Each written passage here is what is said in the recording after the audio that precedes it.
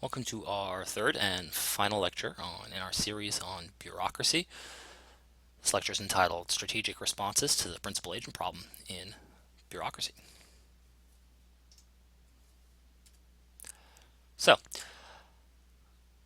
Congress and the President, who represent the ultimate principal, which is the public, are of course aware that they face a principal agent problem in dealing with the bureaucracy.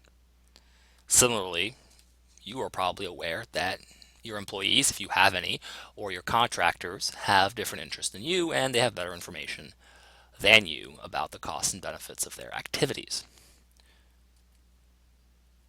So, how do the other branches of government respond? Well, the principal can try to avoid playing the game entirely. This can happen in one of two ways.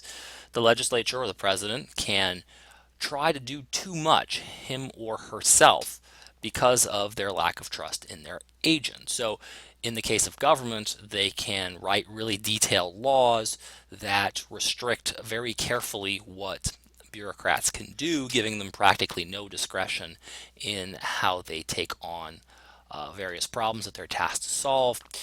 Um, this, of course, can backfire, as you might well imagine, because, well, have you ever tried to repair small electronics items on your own? Sometimes you just don't have the expertise to do it. That's why you contract out.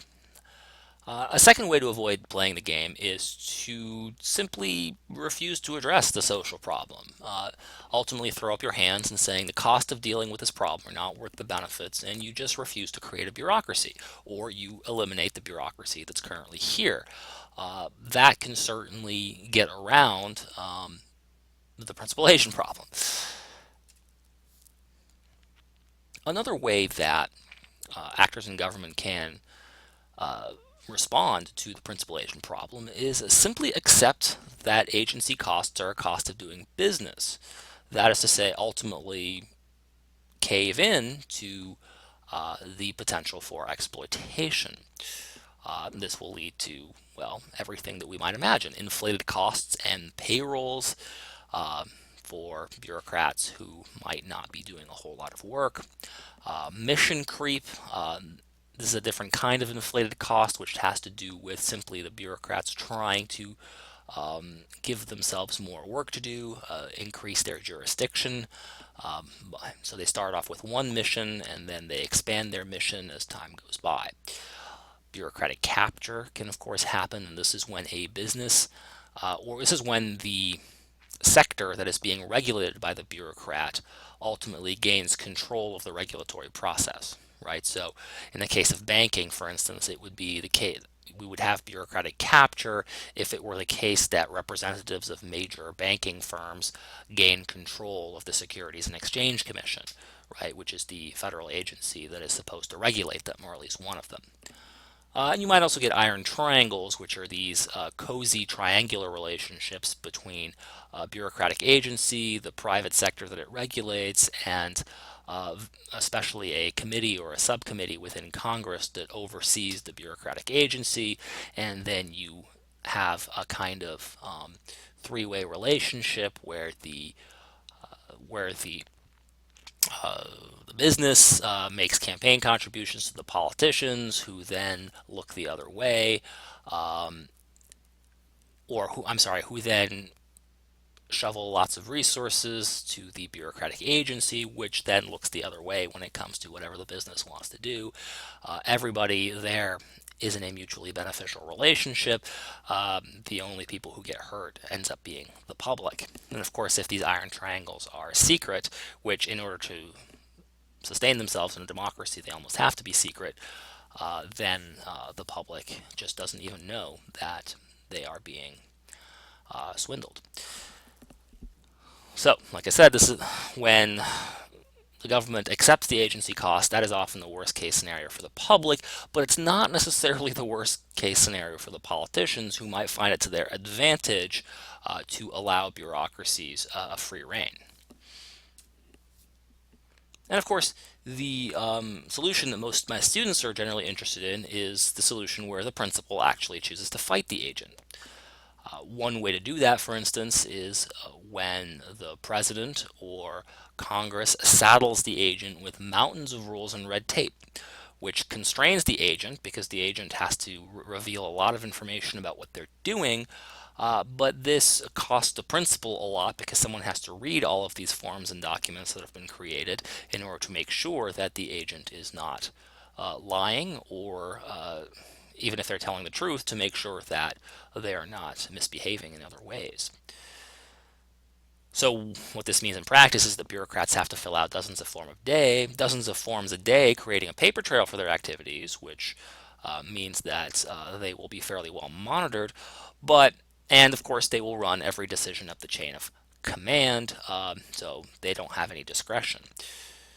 But of course, doing these two things, filling out lots of forms and running up every decision up the chain of command, adds a lot of costs and delays to every bureaucratic action. So, because of course, every hour spent filling out forms is an hour spent not solving real problems. So presumably, if the principal takes this route, it's that the costs for the principal of fighting the agents is lower than the cost of giving in or avoiding the game entirely. It must be worth doing. Of course, the consequences of fighting the problem probably seem pretty familiar to some of you, based on your experiences with bureaucratic organizations, which might include the military or large private business.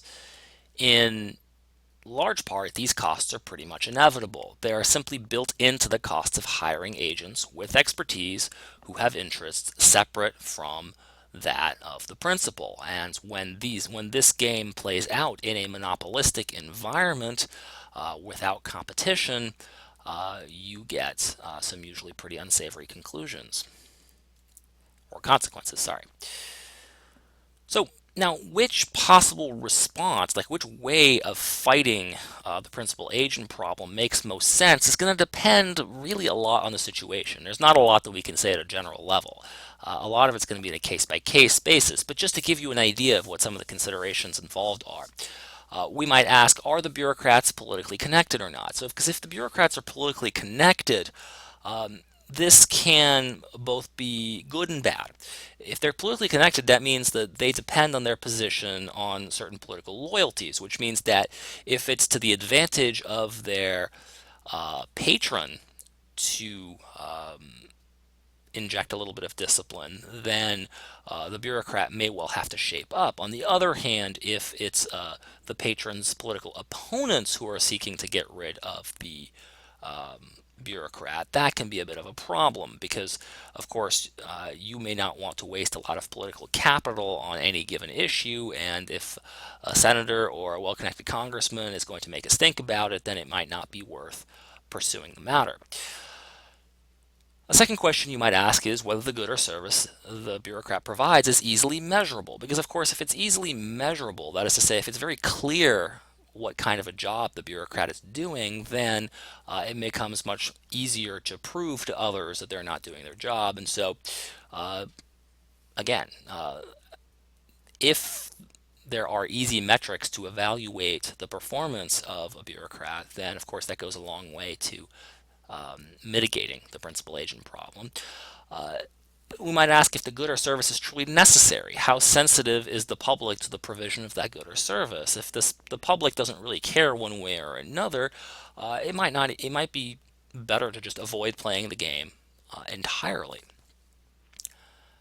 Another question is how far are the interests of bureaucrats likely to diverge from the public's? That is to say, in the case of the Environmental Protection Agency, for example, most people who go to work for the EPA are committed environmentalists. They work for the EPA because they care a lot about the environment. Of course, they usually tend to care more than the average citizen or the average politician. And so if their interests are very, very different from that of the public's, then they're going to be much, much more likely to pursue those interests at the expense of the public. And so therefore they have to be monitored, and this will increase the costs of responding to the principal agent problem.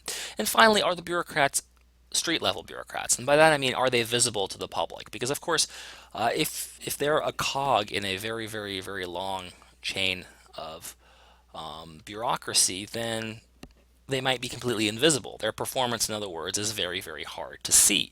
But on the other hand, if these are social workers and caseworkers or policemen who are, very visible to the public, then it's much easier for the public to form an idea about their performance, and therefore it might be more likely that the public will complain if they don't perform very well, and that means that the best response of the public's representatives will be to fight. It will be better to fight than to give in or to avoid the game.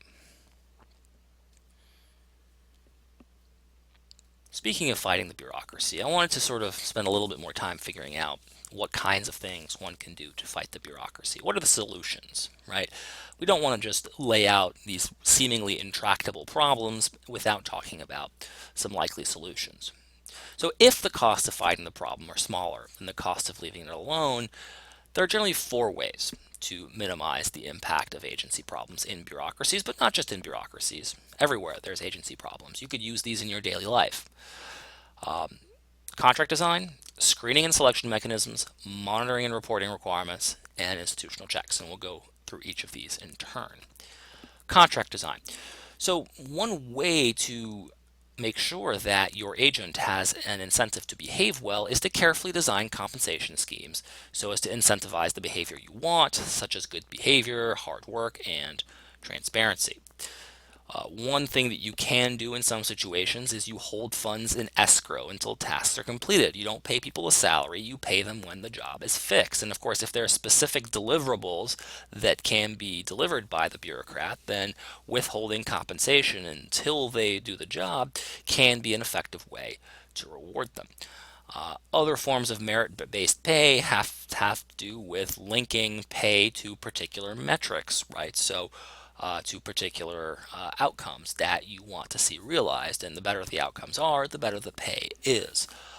Once again, this can help shift the incentives in the right direction if it's done right. A second thing you can do is employ screening and selection mechanisms. And here, screening doesn't mean movie screening, but it means like screening your calls. What the principal can do is look for agents that have in the past indirectly demonstrated trustworthiness, right?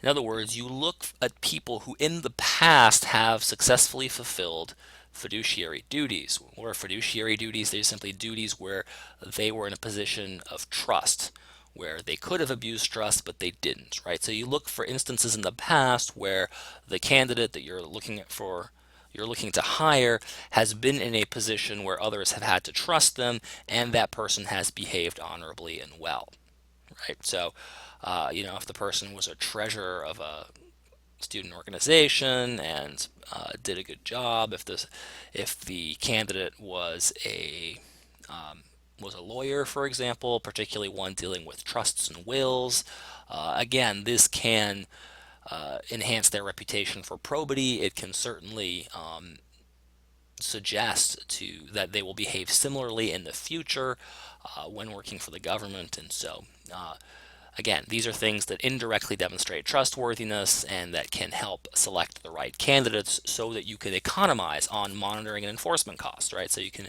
economize on the cost of looking over their shoulder, the cost of measuring their performance, and the costs associated with firing them and disciplining them if things go awry. A third way that you can fight the principal agent problem is the one we've already discussed, which is monitoring and reporting requirements. The principal requires the agent to reveal information about his or her behavior. And even though the agent can lie or misrepresent his or her performance, the more information he or she reveals, the more chances that lies can be uncovered. One very simple example is these "How am I driving" stickers that you can see on the back of commercial 18-wheelers and other kinds of trucks. What this does essentially is that it helps reveal information. And of course, the driver can say, no, no, I was driving very, very safely. But if a whole bunch of people call to complain about the driving, that's a pretty good indication that they're not. And that's very cheap because, of course, you don't have to invest in inspectors and investigators to go and figure out whether the person is doing their job. A final way to combat the problem is institutional checks. When one person has too much authority, you can create checks to their authority by requiring joint decisions or performance reviews, right? So our government is full of checks and balances, but you can imagine veto powers where one bureaucrat's decision has to be approved by somebody else's. Certain kinds of policy implementations may require joint signatures on the part of multiple agents. Again, the more people involved, the less chance a conspiracy can occur, and so you're more likely to trust those institutions where you have more veto powers, more joint signatures, more oversight. These sorts of things, of course, come with a cost, which is time. Typically, it takes a lot more time to organize all these people, which means that somebody could be stuck waiting, waiting for a permit, waiting for whatever it is that's being provided. So, in conclusion, principal agent problems in monopolistic and hierarchical environments are exceedingly difficult to deal with.